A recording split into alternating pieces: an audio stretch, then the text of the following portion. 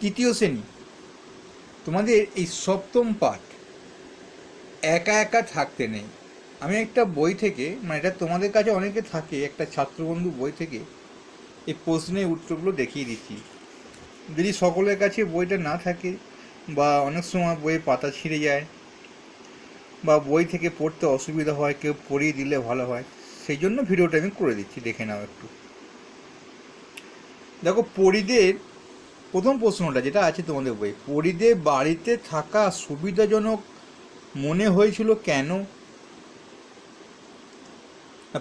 বাড়িতে থাকলে রোদ, জল, ঠান্ডা আর তাদের কষ্ট হবে না, সেই জন্য তাদের বাড়িতে থাকা সুবিধাজনক মনে হয়েছিল। বাড়ি তৈরি জায়গা নিয়ে তাদের মধ্যে ঝগড়া হলো কেন? তারা দুদল দুটি আলাদা আলাদা জায়গায় বাড়ি করতে চেয়েছিল, সেই জন্য ঝগড়া হয়েছিল। তারপর তারা কি কি করলো, এটা কিন্তু প্রশ্নে আসবে না, এইটা হতে পারে, কারণ এটা তারপর তারা কি কি করলো বলতে গেলে এখানে প্রশ্নটা আসবে এরকম, পরীরা ঝগড়া হওয়ার পর তারা কি করলো। বুঝতে পেরেছ? এটা জেনে নাও। তারপর একদল পরী জঙ্গলে, আর ও দুজন পরী ফাঁকা মাঠে গাছের ওপর বাড়ি তৈরি করেছিল। মানে পরীরা কি করেছিল ঝগড়া হওয়ার পর, কিন্তু প্রশ্নটা তারপর কি করলো, কি কি করলো, এটা বইয়ের কোনখান থেকে প্রশ্ন দিয়েছে অনেকে বুঝতে পারবে না। এই প্রশ্নটাই আসবে না। প্রশ্নটা এলে বলবে পরী একা একা থাকতে নেই গল্পে, পরীরা কি করলো, এরকম বলবে। এই বৃষ্টিতে পরীদের মাঠের ও গাছপালা বাড়িগুলি কি অবস্থা হলো, এটা খুব ভালো প্রশ্ন।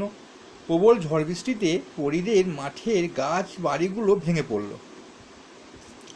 তারপরে প্রশ্নটা, ঘন বনে ঝড়ঝাপটা তেমন সুবিধা করতে পারলো না কেন? ঘন বনের মধ্যে অনেক অনেক একসঙ্গে অনেক গাছ ছিল, তাই ফাঁকা জায়গায় কম হাওয়ার ঝড় ঝাপটা তেমন সুবিধা, ফাঁকা তো নয়, এটা সুবিধা করতে পারলো না।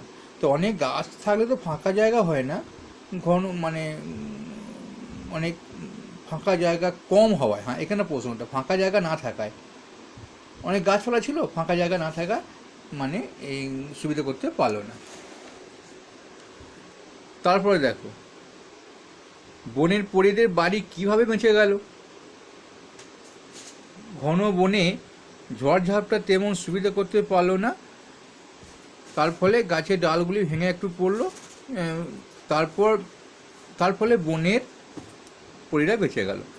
ঝড়টা সুবিধা করতে পারে নেই। তারপরে প্রশ্নটা, একা একা থাকার বিপদ কোথায়? একা একা থাকলে শক্তি কমে যায়। তারপর দেখো এইখানে প্রশ্নের উত্তরগুলো এখানে একবার দেখে নাও। পরীর দল খোলা আকাশের নিচে না কোথায় গাছের ডালে, কোথায় থাকবে? উত্তরটা হবে গাছের ডালে ডালে। তারপর গাছের গুঁড়ি থেকে অল্প না অনেক উঁচু কয়েকজন পরী বাড়ি তৈরি করেছে, উত্তরটা হবে অল্প। তারপরে সেদিন ঝড় উঠলো না গাছে, হ্যাঁ ঝড় উঠলো, সেদিন ছিল কি বর্ষার রাত না শীতের রাত? বর্ষার রাত।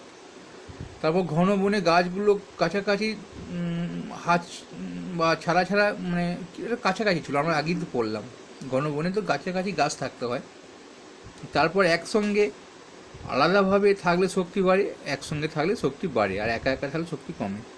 এটা দেখো, বাক্যে লেখো, এগুলো নিজেরা বানিয়ে বানিয়ে লিখতে পারো, এগুলোর জন্য চিন্তা নেই। বিপরীত শব্দ, একদল একা নিচে ওপরে, ভিজে শুকনো হবে, দিন রাত্রি হবে, সুখ দুঃখ হবে, শান্তি অশান্তি হবে, আর গভীর অগভীর হবে, অল্প প্রচুর, সুন্দর কুৎসিত, খুশি অখুশি, অনেক হলে কম হবে, আলাদা আলাদা হলে একসঙ্গে হবে। বিপরীত শব্দ এগুলো। আর তারপরে দেখো, পরীরা গাছের ডালে থাকে হবে না থাকে হবে? থাকে হবে। থাকি তো হয় না, আমি একা থাকি হয়, কিন্তু পরীরা গাছের ডালে থাকে হয় কথাটা। তারপর তারা বাড়ি তৈরি করবে না করব? তারা বাড়ি তৈরি করবোটা তো হয় না, এই প্রথমটা কর অবত হয় না, কর অব এইকার হবে। একসঙ্গে থাকলে শক্তি বাড়েটা হবে। বর্ণ বিশ্লেষণটাও দেখে নাও, এটা কিছু বলছি না, যেগুলো প্রশ্ন তোমাদের বলে দিলাম। এইগুলো একা একা থাকতে নেই, এগুলো কিন্তু পরীক্ষায় খুব কম আসে। অর্থ লেখটা আসতে পারে, দেহ শরীর হবে, গভীর নিবিড় হবে বা ঘন হবে, দমকা হঠাৎ, আচমকা হঠাৎ চমকে দিয়ে, দুর্ভাবনা খারাপ চিন্তা নিয়ে। আমি যে বইটা থেকে দেখাচ্ছি ও দেখে না, এটা ছাত্রবন্ধু বই। এটা আমি কেন দেখাচ্ছি নিশ্চয়ই বুঝতে পারছো। এইখানে সংক্ষিপ্ত এগুলো ঘটনাগুলো একটু উল্টো পাল্টা আছে, সেটা বইয়ের পরপর সাজাতে হয়, কিন্তু আমাদের আসল প্রশ্ন এখানে, আমি সেটা একটু বলে দিই। পরীরা কোথায় থাকতো? পরীরা খোলা আকাশের নিচে গাছের ডালে থাকতো। তাদের কি কারণে কষ্ট হতো? পরীদের কি কারণে কষ্ট হতো প্রশ্নটা আসবে। তাদের দেহ পুড়ে রোদে পুড়ে যেত, বর্ষায় ভিজে যেত, শীতকালে কাঁপতে থাকতো, তার ফলে কষ্ট হতো। কষ্ট থেকে রেহাই পেতে তারা কি করলো? কষ্ট থেকে রেহাই পেতে তারা ঠিক করলো তারা বাড়ি তৈরি করবে। পরীরা কোথায় যেতে চাইলো? পরীরা গভীর জঙ্গলে বাড়ি করে চলে যেতে চাইলো। এই উত্তরটা, গভীর জঙ্গলে বাড়ি করে চলে যেতে চাইলো। তারপরেরটা, দুজন পরী কি বললো? দুজন পরী বললো তারা গভীর বনে যাবে না, মাঠে বেশ ফাঁকা জায়গা, গাছ আছে, গাছ আছে, সেখানে তারা বাড়ি করবে। পরীরা কোথায় কোথায় তাদের বাড়ি তৈরি করেছিল? পরীরা একদল পরী গভীর জঙ্গলে গাছের গুঁড়ি অল্প পরে, গুঁড়ি থেকে অল্প পরে ডালের মাঝখানে সুন্দর বাড়ি তৈরি করেছিল। সেখানে তাদের কীভাবে দিন কাটছিল, অর্থাৎ পরীদের বনে কীভাবে দিন কাটছিল, প্রশ্নটা হবে। সেখানে বলতে কোন গল্প থেকে ফেলেছে এটা বোঝা তো মুশকিল হয় না।